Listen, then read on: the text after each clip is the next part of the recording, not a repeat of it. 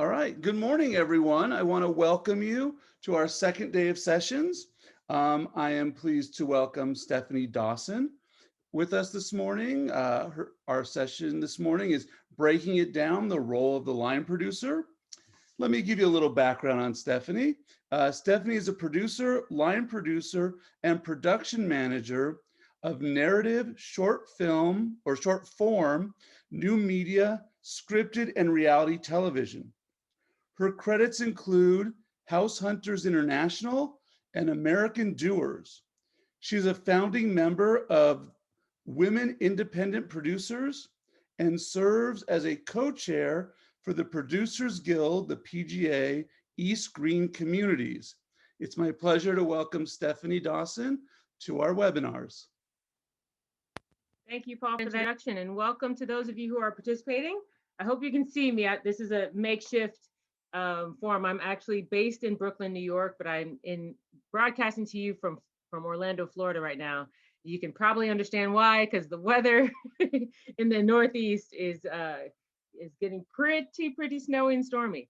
So as Paul mentioned, my presentation is going to be about line producing, because I think there are lots of roles on a set that those of you who are interested in continuing into production for your future, you may know about some of the bigger roles, but there are hundreds of people that work on a set. And line producing is one of the roles that I feel is not very widely publicized, is not that very much understood. So I wanted to take this time this morning to share with you my experience as a line producer, some of the things that I think would be important, so that you can see if it's something you want to look into, or maybe one of the steps you want to take along the way as you progress in your career, particularly those who want to get into the producing side of production.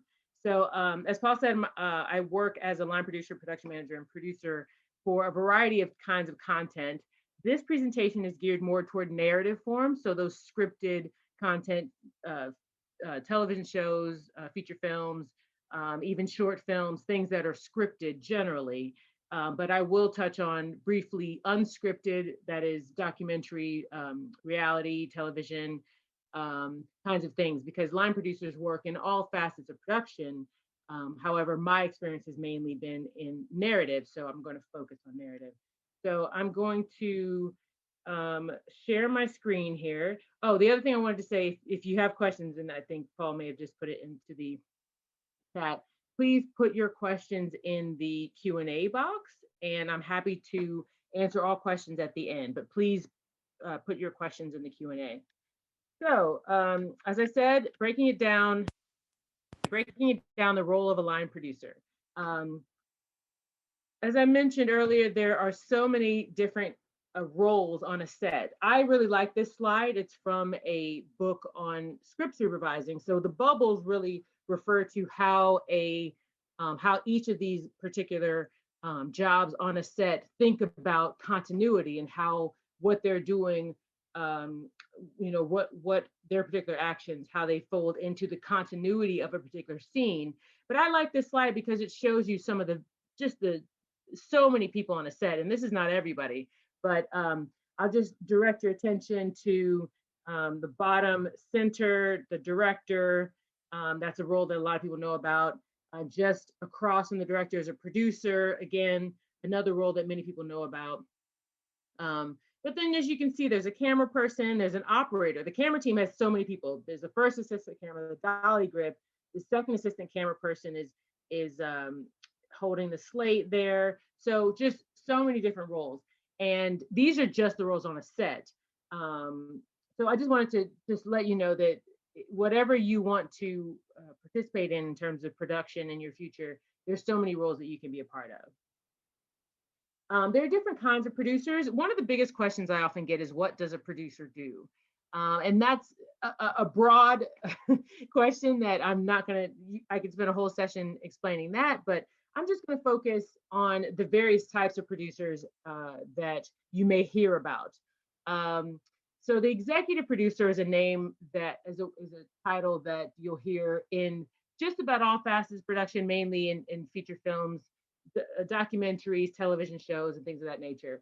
For the most part, the executive producer is someone who brings something of value into the production so that it was able to get made.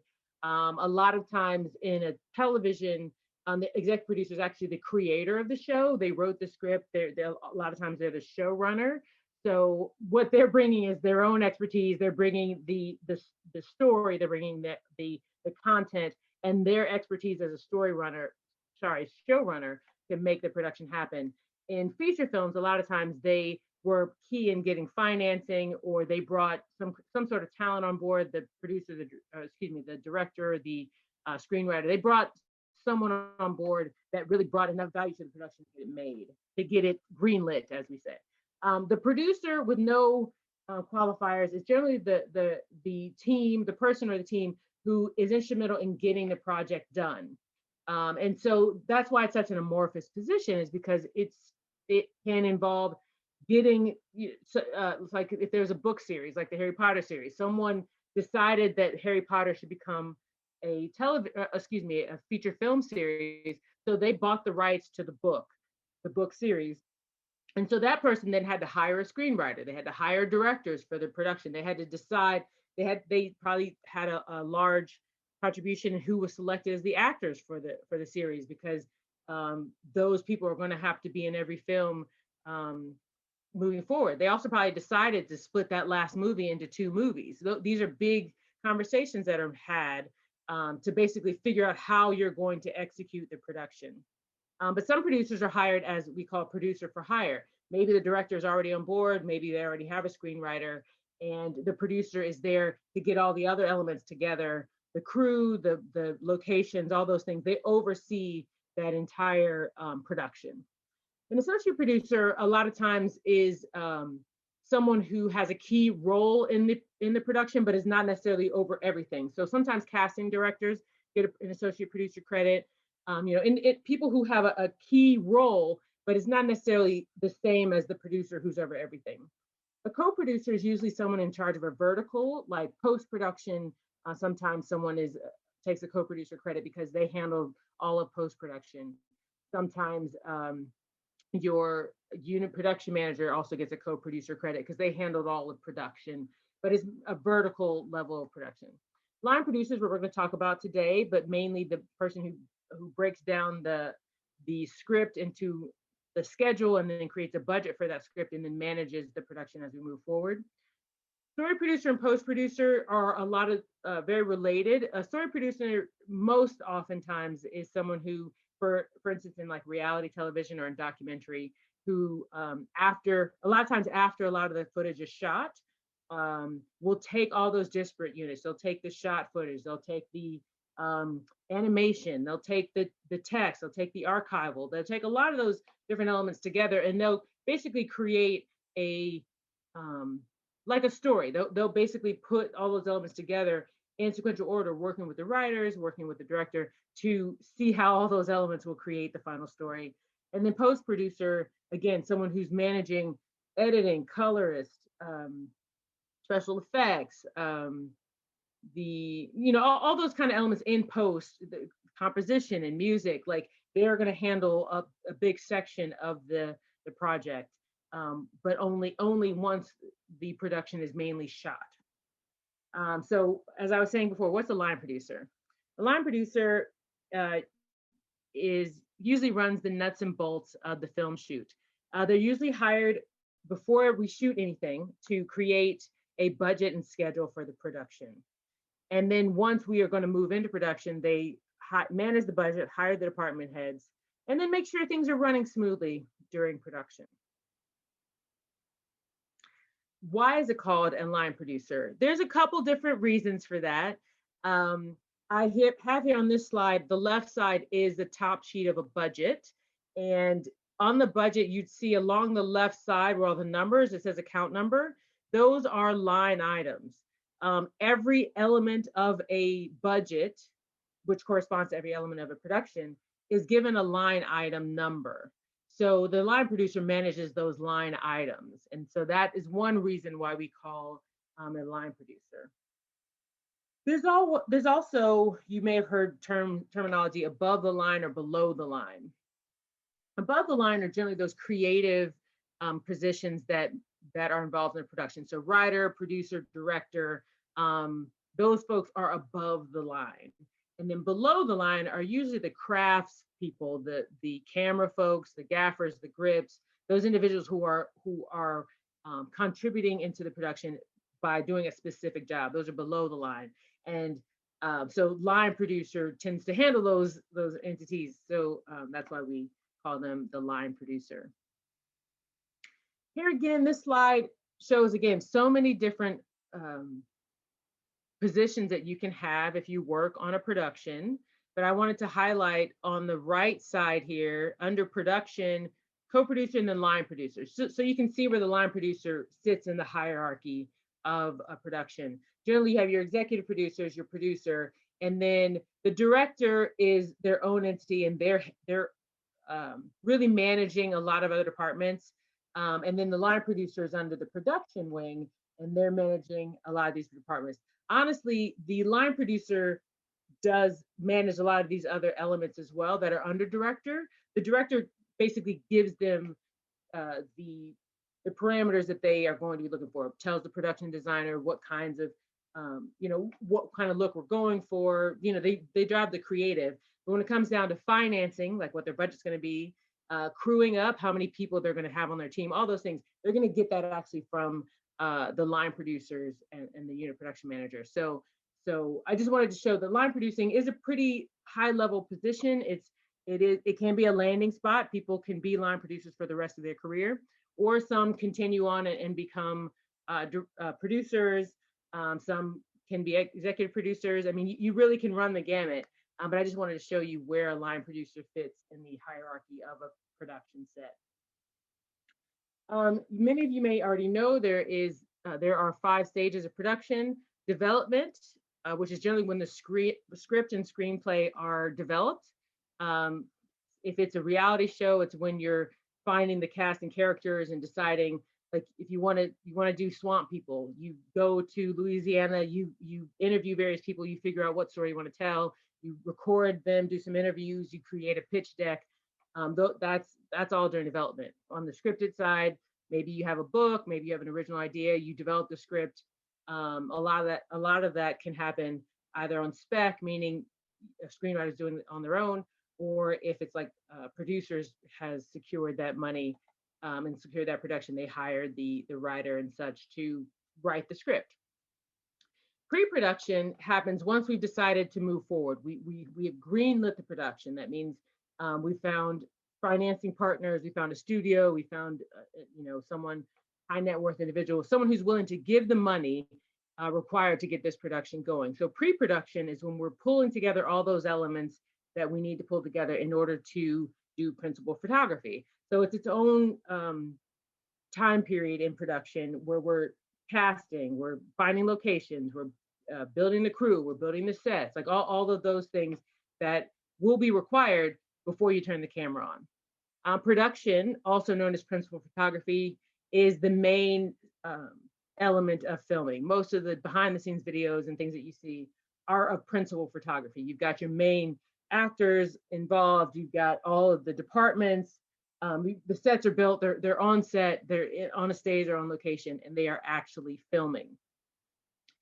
Post-production, generally when we finish principal photography, we then go into post-production, which is one of the first elements is editing.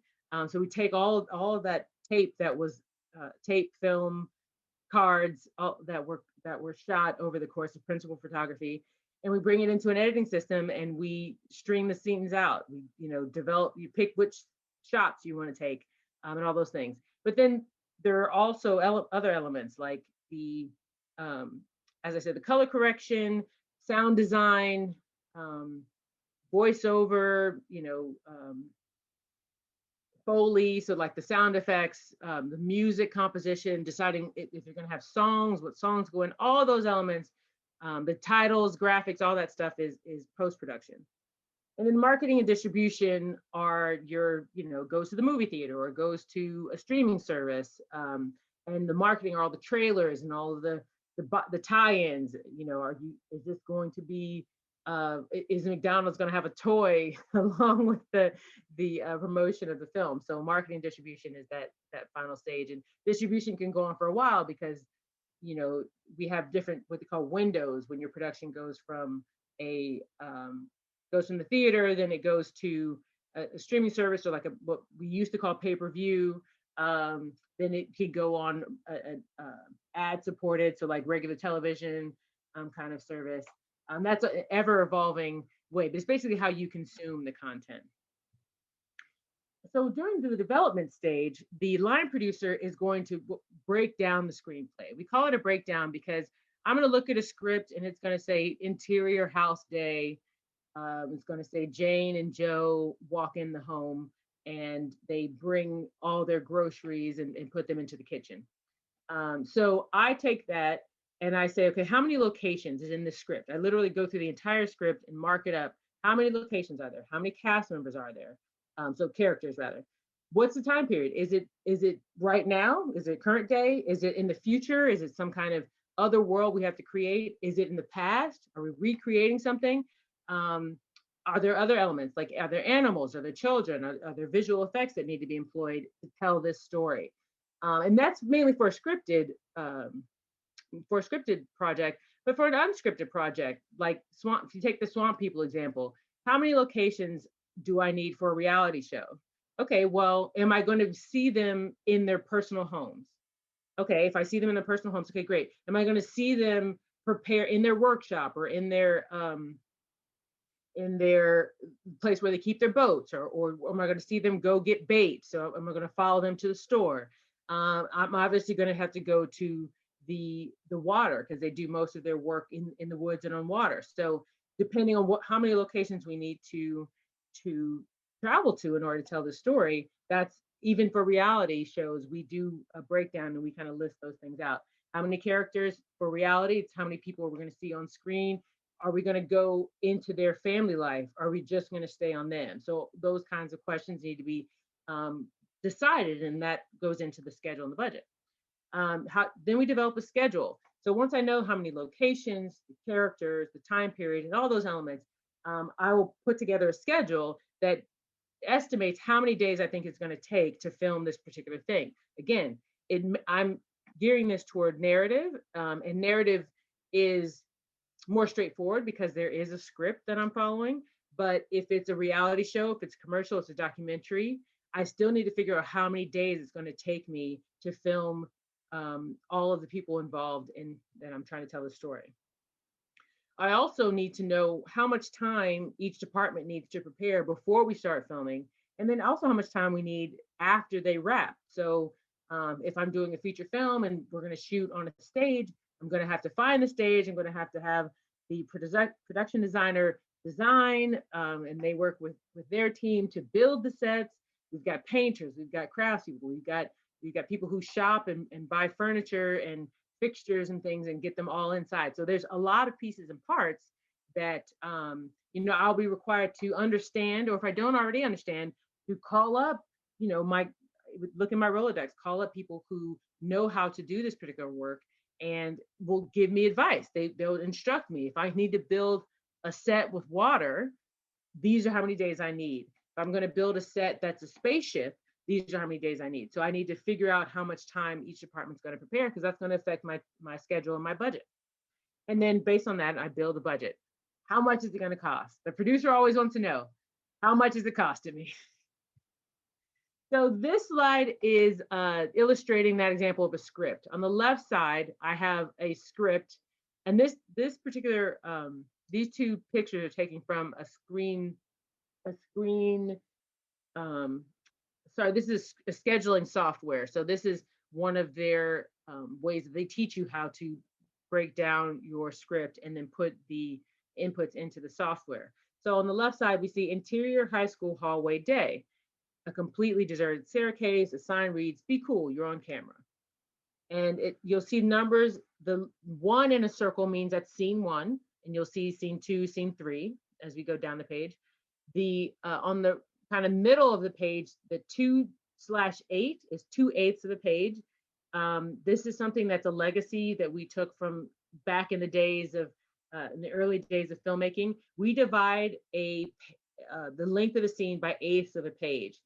Generally, because if you take an 8.5 by 11 sheet of paper, you can divide up about 8 inches. Each eighth is about an inch.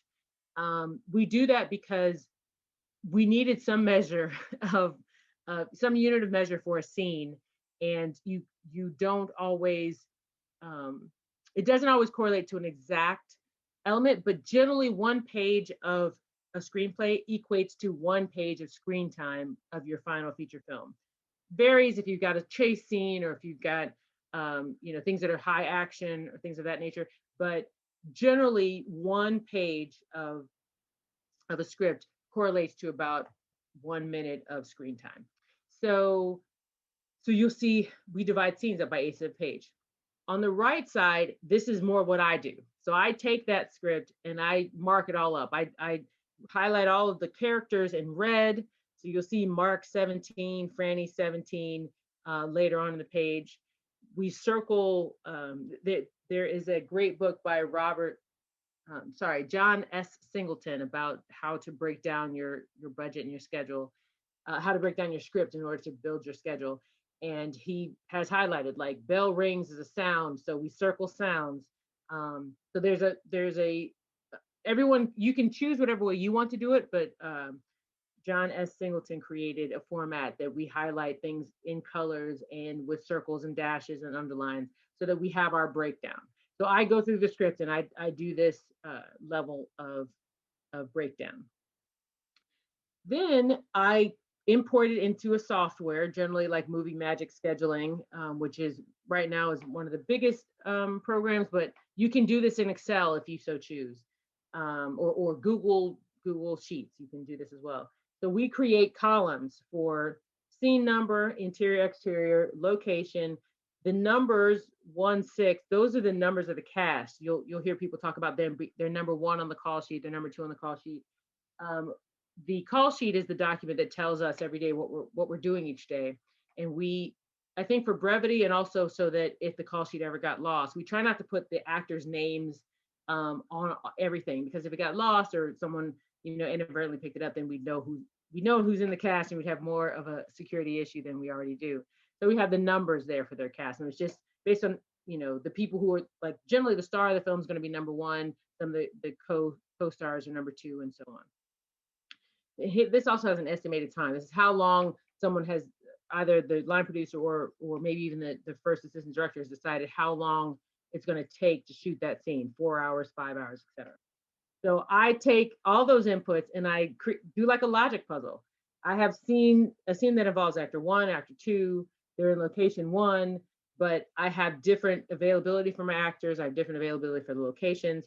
So then it becomes a logic puzzle. I move these strips up and down to group them together. So I have all my location. If everything's happening in house 1, I want to get all that together so that when we schedule for the real house 1, which oftentimes is someone's personal home who's allowed us to film in there for a fee, of course, we can film in their home. So I want to group all those kinds of things together. So this is the second part. This is the creation of the schedule.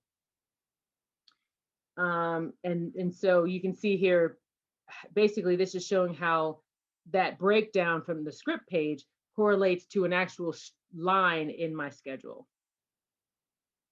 Once I've created the schedule, I create a shooting schedule on a day out of days. A day out of days just basically says everything on set is how many days. It's based on the unit measure of days. So if it takes 5 days to shoot something, it takes 6 days. We always talk about how many days is it going to take something.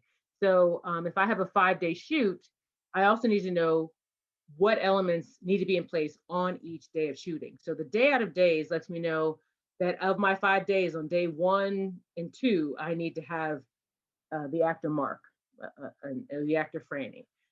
So basically once I put all those elements into my scheduling program, it spits out how many days total I need that person and which days of that schedule. And then the shooting schedule is a more exhaustive list. Who are my cast? What props do I need? What extras do I need? Who I need for stunts? So you can see this is a one document. It's often hundreds of pages saying earmarking for every single scene, what are all the different elements I need for that scene to tell the story I need to tell. So that was all the things I do to create the budget, create the schedule rather.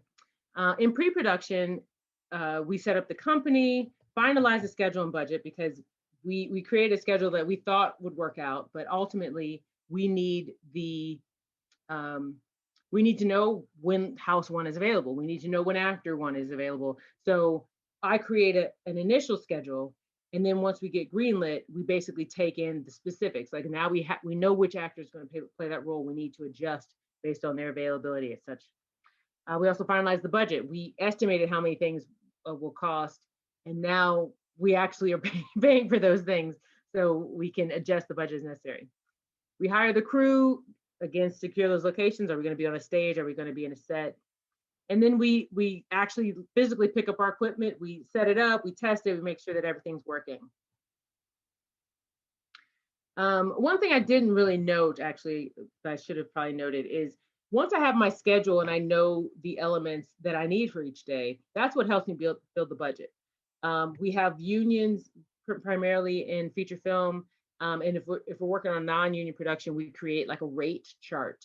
So a budget basically becomes a multiplier. I know I need actor one for 5 days, and either because of the Screen Actors Guild, SAG-AFTRA, so either SAG-AFTRA has said, this is what you need to pay this person per day or per week, however long you need them. I know how many days I need them. And so it's just multiplying the days by the rate. Same thing with my crew. I know how many days I need because I've already identified how much prep time they need, how many days my shoot is going to be, and then how many days of wrap that is. I either get their rate from a union rate sheet, or if it's non-union, we've created a rate sheet and I multiply how many days I need them by what their rate is. We also figure out from materials. I'll look up how much it costs to rent a certain camera. I know how many days I need that camera, so then I create the budget. So I see that my slide didn't go into that specifically, but once I have all my elements, I create the budget, and you can do that either in budgeting software like Movie Magic Budgeting, or you can do it in Excel. You can do it in Google Sheets. Really just depends on how big your production is and what your studio or your financier is requiring in terms of paperwork. While in production, a line producer is going to work with all departments to keep everything going. Things happen, things break, it rains, it snows, we'll have to make adjustments. So my department heads will come to me and say, we need to do this now, or we need to change something. And so then I'll work with them to review the cost, decide whether we can afford it or not. Do we need to bring on more people? Do we not need as many people? All of those kinds of conversations are happening as we go. We also have so many reports. We know how much we shot each day, how much we spent each day or each week. And we review those reports with our team to determine whether we're on budget and on schedule. And if we're not, what do we do to correct that? Do we need to get more money? Do we need to adjust and maybe have fewer shooting days? Do we have to cut out things? So it's an ongoing conversation. We make sure everybody gets paid. There's a lot of paperwork with feature films, whether you're union or not. There's insurance. I mean, there's a lot of people carrying heavy equipment, working in all conditions. So there's always the possibility if someone gets hurt, or the gear gets affected. So we just got to be able to work around that as much as possible. And then also during production, I will make sure that the post-production process is set up. So we have all of the cards that we're recording, or if it's tape or if it's film, it's getting processed and prepared in the proper manner so that my post team can do what they need to do to finish the movie or the production. In post-production, the line producer primarily works in the development to do the script, to do the schedule and budget, pre-production and production, and then they hand over the reins to a post-production supervisor. So for post-production, I would do a wrap book, basically saying these are all the things that we use. These are all the things that we shot. Basically, every department needs to give me a wrap book telling me all the things that they used and they needed. Any issues that came up, we want to identify those and document them, and then pass that on to post-production. If we have to do a reshoot, all these kinds of inputs need to be compiled so that everyone has the information they need to finish the project. I also wrap the production budget and pass it on to the folks that need to happen. Of each film is like a production, excuse me, it's like a company. So we have to do taxes each year. If there's a tax incentive, if we're shooting in a particular state because of the tax incentive, we need to have all of our books together. And I would do that with the accountants. We have accountants on set, and then we also probably have production accountants or studio accountants that we're communicating with, so that we have all of these inputs together so we can pass them on appropriately. Sometimes if you have to do a reshoot, you may need to store the what we call the hero wardrobe and the hero props, things that were actually shot. Those are hero things, and we need to sometimes put them in storage, like a U-Haul place or something like that, to save for preservation, to save if we need to do reshoots, or sometimes you see them in museums and things. So sometimes those props and costume elements become historical things. So we also handle the storage of those elements. As I mentioned before, there's so many types of productions. I've worked on feature films, documentaries, reality shows, commercials, and music videos, but there's so many more. Now you have streaming content. It all is either scripted or unscripted, and it's either long form or short form. That's the way I look at it. So, oh, I didn't put branded content on here, which is another growing element. Basically, having brands, like you are aware of, either food brands or clothing brands get involved in production. They are paying a significant amount of money to have their brand shown in a feature film, or they're creating their own content. You've probably seen movie series, like BMW did a movie series, short film series some years ago. So that's another kind of content. Line producers are needed for all of these things. If a production cannot afford to have a line producer specifically, the job of a line producer, breaking down that budget and that schedule, is still required. So we have a lot of producers and production managers, and sometimes first assistant directors, sometimes production coordinators, also learning these skills. So these skills can kind of help you throughout your career to basically, take in your inputs, break it down, figure out how many of each thing you need, how much is it going to cost, how much time do you need, so that you can execute your program effectively. Essential skills of a line producer, I think leadership is a key one. You're working with a lot of different people, a lot of different personalities. Everyone, some people are more right brain, some people are more left brain. So you have the technical crew, like your editors, your camera folks. You've got the artistic, creative folks, like your production designers, your hair and makeup, your wardrobe. And you've got to be able to work with all those kinds of folks. So it's good to be a good communicator, good leader. Problem solving is every day of the job, all day. There's always something that's going to come up. So being able to think on your feet, be flexible, very good. Budgeting is important. We have a lot of programs to help us out. So if you're not necessarily that great with numbers, that's okay. But identifying, being able to conceptualize how much something's going to cost and how much in relation to something else. Because sometimes we have to, when we're adjusting a budget, we're taking money from another area of production and passing it on to a different area of production. So being able to kind of hold those different ideas in your head and realize, okay, we're spending more money in costume, but we're not spending as much in art. So maybe let's talk to the production designer and see, are they going to track to spend the way that they are? Can we give some of that money to costume? So being able to hold those things in your head are important. Networking is key. Most jobs in production come from people who know you or know your work. And you also, as I mentioned before, it's helpful to have a variety of folks that you can lean on when you need to know how much it's going to cost to build a rocket ship or to build a boat that have a scene shot on water. So it's important for a line producer to have a variety of people in their Rolodex. And I think ultimately the passion is what anyone needs who's going to make production their career, because the days are long, they're hard, there's a lot of people, there's a lot of tensions, there's a lot of emotions. And at the end of the day, it's your passion, it's your excitement for the job that keeps you going. How you become a line producer, you don't necessarily need to go to film school, but I like school. I think anyone who likes school, who thrives in a school environment, I say go to film school. But ultimately, you do need to learn these things. It's helpful to learn the software. If you want to learn formulas and things in Excel or Google Sheets, that's very key. Eventually, you probably have to learn the different softwares. So as I've mentioned, Movie Magic is a big one. Showbiz budgeting is another one. They have classes, so you can take these classes. You also learn from other people you work with, but these are skills. This is a particular skill that you would need to gain. Working on set there's no substitute for working on set. You have to have experience working on set in order to progress in this way. I encourage everyone to find a mentor. It's always good to learn how someone else got to where they are, what resources they can recommend to you. Things are always changing, but I think it's great to have that communication, that community, and just learn as much as you can. Again, I feel like I know enough to be dangerous about camera, about script supervising, about directing, about editing, but I don't necessarily want to do those things. And so I find it's very valuable for a line producer to have the understanding of a lot of different roles, so it helps you in your own job.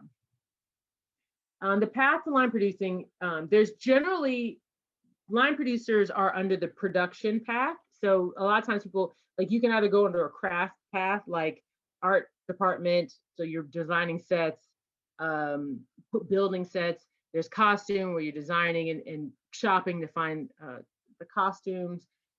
So those are specific crafts. Camera, those specific crafts.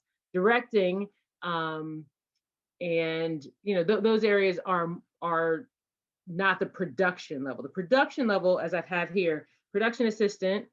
Everyone starts as a production assistant, no matter how well, most people start as a production assistant, no matter what area you end up going in. And then you usually head into the office. So the production secretary, assistant production office coordinator, production coordinator, those are office positions. They're not on set all the time, but they're handling the paperwork. They're printing the schedules and the scripts and all those things. From production coordinator, some people spend their whole career as production coordinator. Some people spend their whole career as a unit production manager. Unit production manager is more on set, and they're executing, working with the crews specifically. And then you can take that and go into line producing. Line producing can straddle set or office, depends on the person. Some line producers stay in the office. They rarely go to set unless they have to. But it is, you need the knowledge gained from all the other areas in order to get to line producing. And if you want to, you can stay as a line producer for your whole career. You can be a producer, or you can be something else. There are directors who were line producers. There are accountants who were line producers. So it's really your choice. But that is the progression that I think is typical. So that is my presentation, and I'm going to stop sharing my screen so that everyone is able to ask any questions. And thank you for listening. If you have any questions, I'm happy to answer them. And Paul, definitely help me out here if we need to go to our attendees for questions. For sure. If you have a question, type it in the Q&A for us, and we'll ask those questions of Stephanie. But Stephanie, while they're doing that, I wonder if you could share, what is your favorite show that you've ever worked on? Oh, that's a very hard one. I worked on Sesame Street very briefly, so that's a big one for me. And then the second one, there's a new documentary called In and of Itself, which is currently on Hulu. It's a hybrid magic show documentary. It's crazy, and it's currently, you can see it on Hulu right now. It was a very special show, and Frank Oz was involved in that show. And Frank Oz is, Muppets and Star Wars and Fraggles, and so I think working on those shows that had people that I admired growing up, those are the exciting times. Okay, we do have a question from McKenna. She asking, why did you choose to go into producing? That's a great question. I love movies. I've always loved movies. I love watching movies. I love talking about movies. But I loved, I think because of my personality, I'm someone who likes to be in charge. Just honestly, I like to know everything, but I don't. But I want to be part of bringing a team together. So my draw to producing was because my personality, I think, fits it. Again, I really like being the leader. I like communicating to everyone. I like working with everyone. I get along with everyone, and I also like the numbers. I like seeing something come together from beginning to end. I think that's another big thing.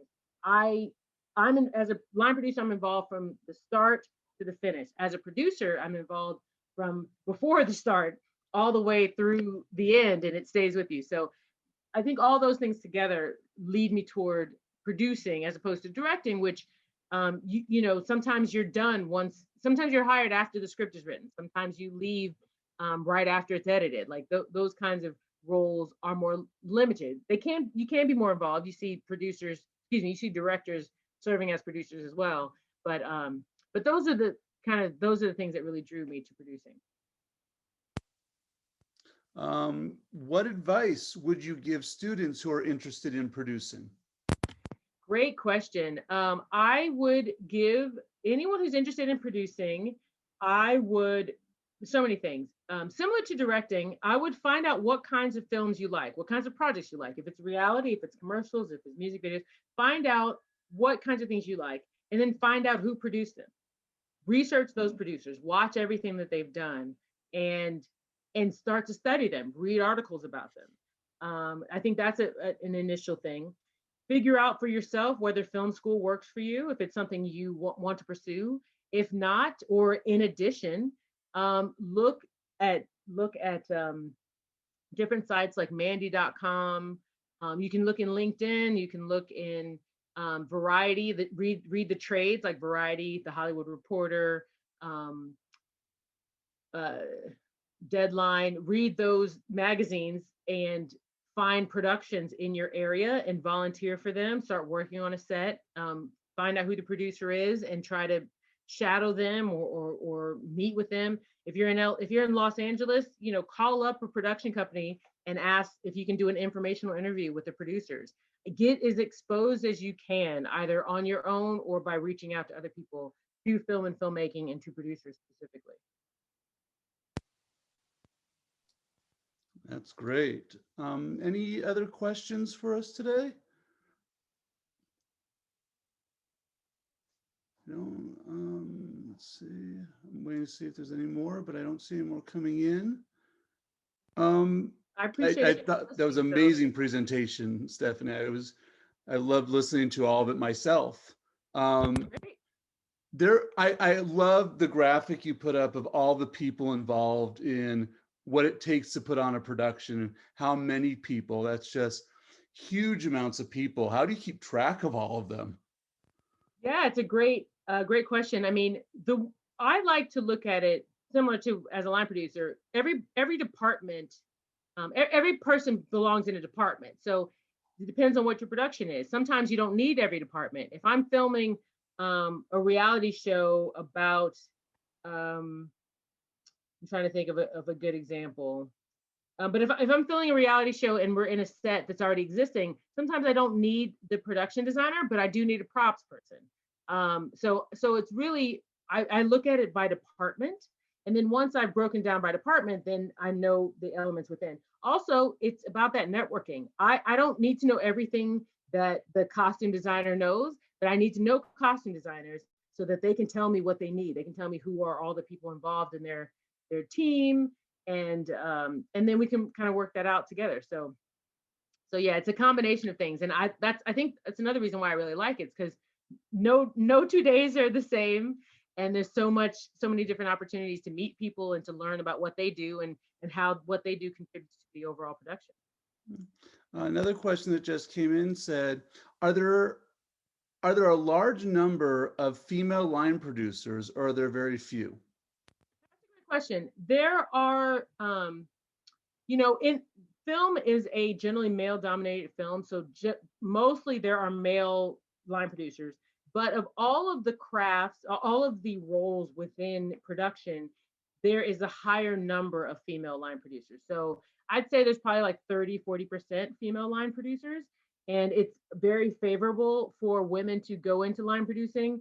I think it's also an interesting way to do, because again, you touch on all those different departments, you get to meet everyone. So if you eventually want to move out of line producing and go into camera or go into another field that is less female populated, you can do that. But there is a growing number of women in the field of line producing. Great. And our last question, on average, how long does it take you to create a plan and a budget for a film? Well, that's a great question. So for a feature film, usually about 120 pages, takes about a week to do the schedule and another week to do the budget. That is literally going page by page. I usually read the script about 5 or 6 times over the course of that. The first time I read it for fun, get a glass of wine or something and just read it for fun, because it's probably the last time I'll read the script for fun. And then after that, highlighting and doing all the breaking down that I've done, that I mentioned. Then I'm importing into software. I'm revising the schedule based on my recollection of what happens in the scene. I have to reference the script back and forth. And then once the schedule's approved and everybody's okay, we're going to shoot this in 25 days or 35 days or however many days we've decided. Then I do the budget. That usually takes about a week.